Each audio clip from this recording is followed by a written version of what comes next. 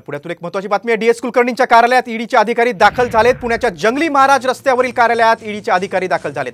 डीएसकेंच्या कार्यालयावर छापा पडल्याची चर्चा सुरू आहे। या संदर्भात डीएसकेंचं नेमकं काय म्हणणं आहे आपण त्यांच्याकडून जाणून घेऊया। आपण थेट जाऊया। डीएसके स्वतः आपल्याशी जोडले गेलेले आहेत। कुलकर्णीजी, नक्की सत्य परिस्थिती काय आहे? ईडीचं पथक तिथे आलेलं आहे, छापा पडल्याची माहिती आहे। अधिकृत माहिती तुम्हीच सांगा। हे सगळी गंमत जम्मत आहे। अहो, ईडीच्या ताब्यात गेले 6 वर्ष ऑफिस आहे, स्वतःचं सील आहे, लॉक आहे। आम्ही 4 महिन्यापूर्वी ईडी कोर्टाला अर्ज केला होता की आम्हाला आमच्या कागदपत्र द्या, आम्ही त्याशिवाय केस कशी लढणार। उदाहरणार्थ, पुण्यातली माझी 20,000 कोटीची कंपनी 10 कोटीत पुण्यातल्या बिल्डरला देण्यात आली आहे। ते सगळी प्रॉपर्टी तिथे गेली तर मी एफडी होल्डरचे पैसे कसे परत करणार? माझ्या याच्यासाठी मला सुप्रीम कोर्ट, एनसीएलटी दिल्लीत सगळी कागदपत्र सबमिट करायची आहेत, कोर्टात सबमिट करायची आहेत।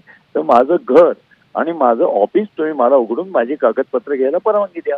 त्याप्रमाणे ईडीने तशी कोर्टाने परवानगी दिली। त्याप्रमाणे सगळ्या वर्तमानपत्र तीच बातमी आली की डीएस कुलकर्णींना घरात आत जाऊन कागदपत्र घेण्यासाठी परमिशन मिळाली। त्या बातमीप्रमाणे ईडीने पत्र दिलं। काल माझ्या दिवसभर घरात होते, बंद असलेलं उघडून दिलं। घरात सगळं त्यांनी कागदपत्र जे लागतात ते घेऊन द्यायला परवानगी दिली आणि आज ऑफिसला आले।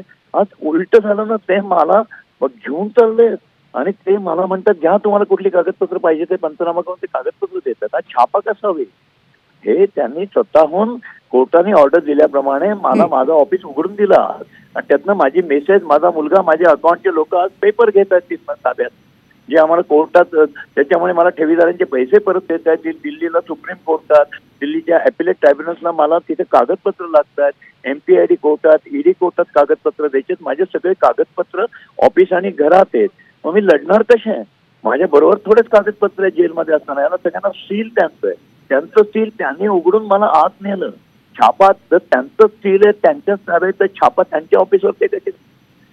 काहीतरी कुलकर्णीजी, ईडीच्या पथकाने काही कागदपत्र ताब्यात घेतली आहेत? नाही, आम्हाला द्यायला दिली आहे, त्यांनी नाही घेतली।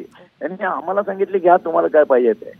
त्यांच्या ताब्यात पहिल्यापासूनच साहेब असं काय करतात? 5 वर्षापूर्वीच ईडीने ऑफिसमध्ये ताब्यात घेतलाय। ऑफिस त्यांच्या ताब्यात आहे, कागदपत्र त्यांच्या ताब्यात आहे। आम्ही म्हणून तुमच्या ताब्यात आमची कागदपत्र आम्हाला द्या।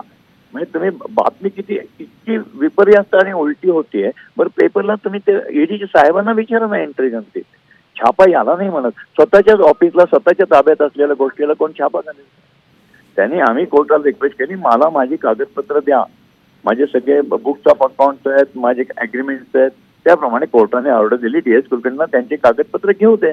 मग ऑर्डर कोणाला दिली? ईडीलाच का दिली? कारण की ईडीच्या ताब्यात। कुलकर्णीजी, तुम्ही साम टीव्हीशी अगदी सविस्तरपणे संवाद साधलात आणि सविस्तर माहिती दिली त्याबद्दल धन्यवाद। डीएस कुलकर्णींच्या कार्यालयात ईडीचं पथक आलं होतं, त्यांनी छापा टाकलेला आहे। ईडीचे अधिकारी तिथे आलेले आहेत। ईडी अधिकाऱ्यांचा हा छापा नाही असं आता डीएस कुलकर्णींनी काही वेळापूर्वी साम टीव्हीशी संवाद साधताना सांगितलेलं आहे। जंगली महाराज रस्त्यावरील कार्यालयात ईडीचं पथक आलं होतं, मात्र हा छापा नाही असं डीएस कुलकर्णींनी खुद्द काही वेळापूर्वी साम टीव्हीशी संवाद साधताना सांगितलेलं आहे।